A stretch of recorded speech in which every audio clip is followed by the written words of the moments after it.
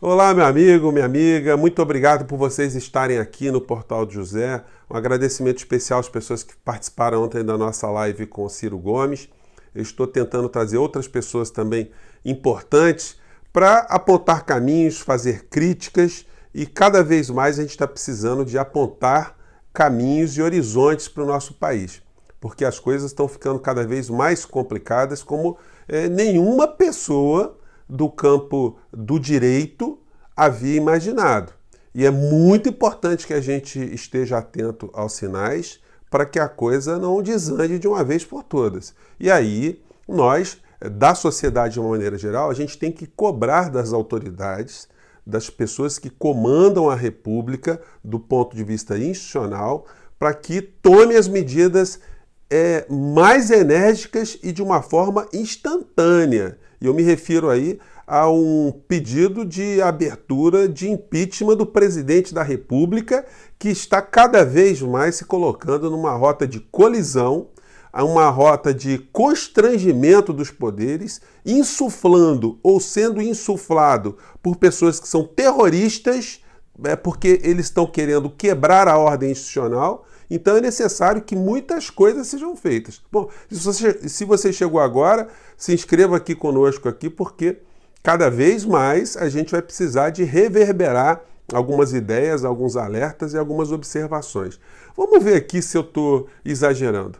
Em primeiro lugar, eu já tinha até preparado um videozinho para conversar com vocês, enfim, para trocar algumas ideias ainda sobre o dia de ontem, o dia das operações da Polícia Federal.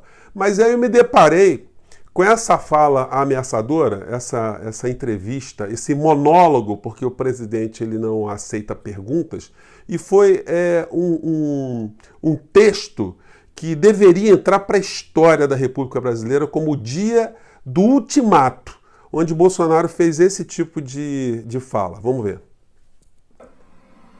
Por outro lado, eu peço, pela última vez, deixe o governo trabalhar. Nós temos 210 milhões de pessoas que, pelas últimas medidas que foram tomadas, que não foi por mim, muitos pobres foram transformados em miseráveis. Muita gente da classe média foi transformada em pobre. Então, gente, ele vai falando várias vezes, ele vai dizendo várias vezes que querem transformar ele num ditador e tal. É difícil selecionar as falas aqui porque são no conjunto da obra são várias ameaças. Vamos ver se eu pego mais um trecho aqui, vamos lá. Que as autoridades também querem isso daí. Acabou a entrevista aí. Ele não respondeu pergunta nenhuma, ele fez ali várias ameaças, algumas veladas, outras nem tanto. Ele citou o ministro Celso de Mello. Gente, foi um show de horrores. Agora, o filho dele, o Eduardo Bolsonaro, participou ontem da live do terror. A live do terror foi essa aqui, onde apareceu o guru dessa gente toda, que fica estimulando não o combate de ideias, mas a destruição de pessoas. E a gente vai ver as repercussões, o que isso acaba acarretando. Olha o que disse o guru do presidente da República e de seus familiares e dessas pessoas que estão sendo objeto de investigação. Vamos lá. Você entende o tamanho dessa perversão? Esta gente não deveria ter o direito de abrir a boca.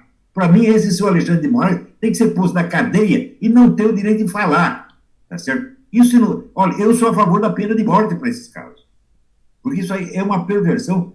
Com base nessa perversão, já se mataram milhões e milhões e milhões de pessoas e continuam. Bom, então é assim uma confusão. Eles dizem que o Supremo Tribunal Federal está conectado com o Foro de São Paulo. O Eduardo Bolsonaro disse que não é que nós podemos ter uma ruptura institucional. Nós vamos ter uma ruptura institucional. E quando isso acontecer, muita gente vai chamar o Bolsonaro de ditador, né? Isso aí, palavras ditas por uma pessoa que é um parlamentar da República.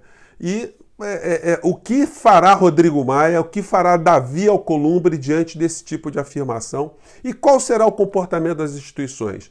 O Procurador-Geral da República, gente, para quem não conhece muito como é que funciona a história, ele é o homem que representa no seu mais alto posto o Ministério Público.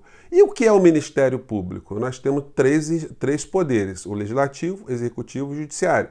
O Ministério Público é uma instituição que está à parte desses três poderes, não está vinculado a nenhum desses três poderes.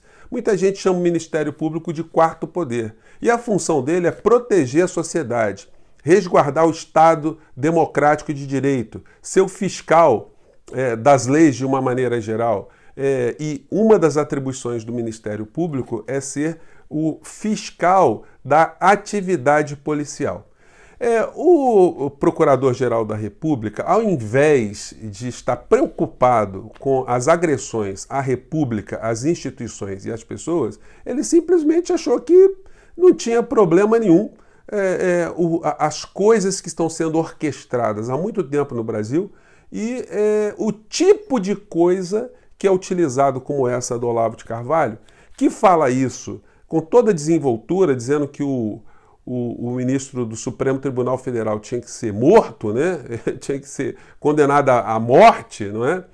Ele diz isso porque ele se abriga nos Estados Unidos e o direito brasileiro não o alcança por lá. Então ele fica cometendo esse tipo de crimes contra a honra, tipo de estimulação a ameaças ao ministro, que não deve ser entendida sob o ponto de vista pessoal. E o Supremo Tribunal Federal certamente vai ter que dar uma atenção a esse assunto, porque quando se ameaça um ministro da mais alta corte, não está ameaçando a figura da pessoa, mas a ameaça aí passa a ser uma ameaça institucional.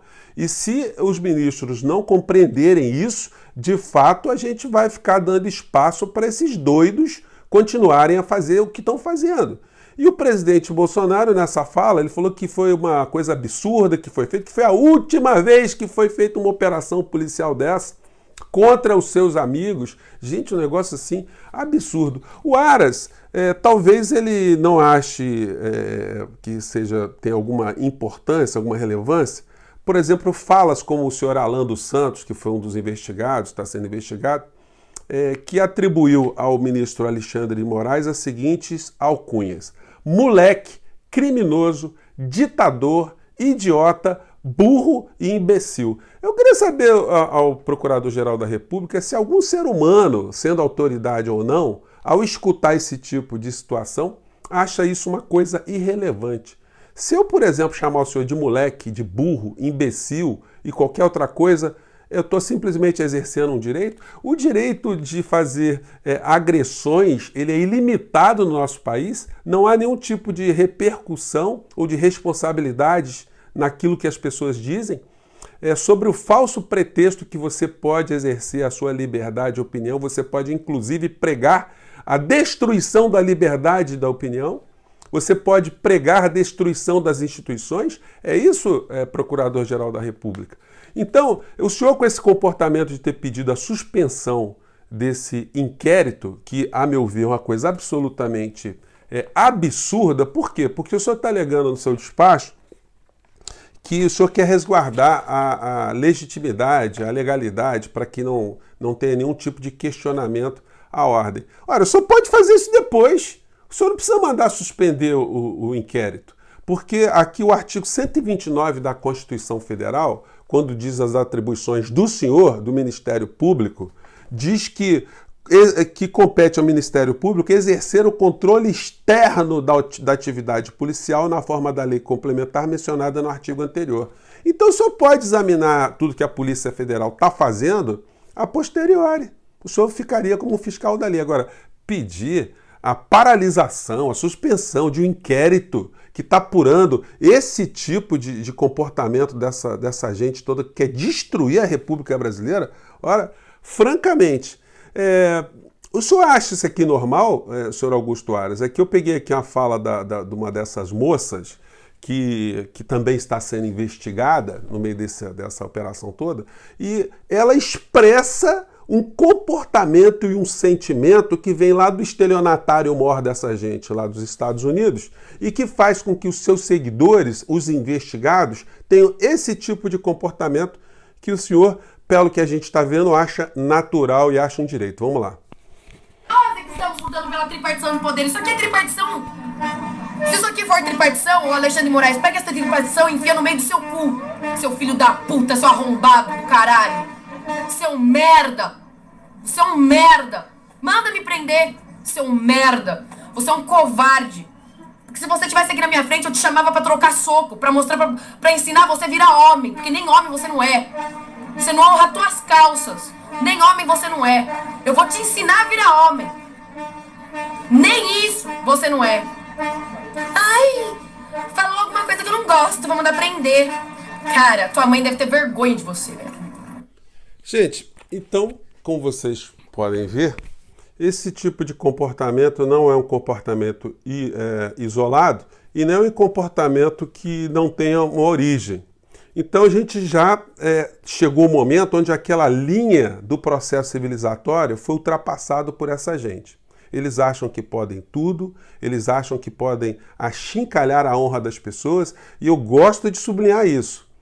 A gente não tem que levar a coisa para o campo pessoal. Não se trata de defender o ministro Alexandre de Moraes, o Toffoli, o Celso de Mello, quem quer que seja.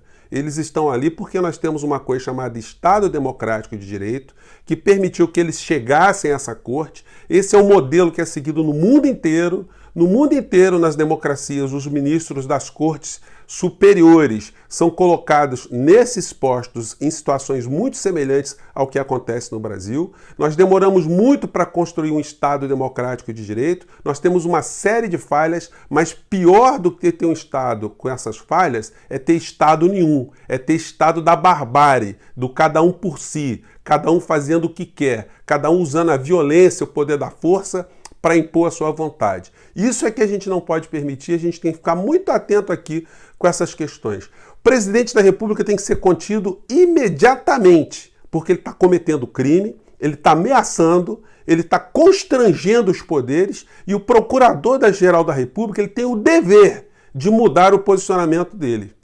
Porque o posicionamento dele ontem foi de proteger bandidos, na medida que ele está usando um peso, usando uma força absolutamente ilegítima que visa proteger os apaniguados, o séquito de loucos, de irresponsáveis e terroristas que seguem o presidente da República.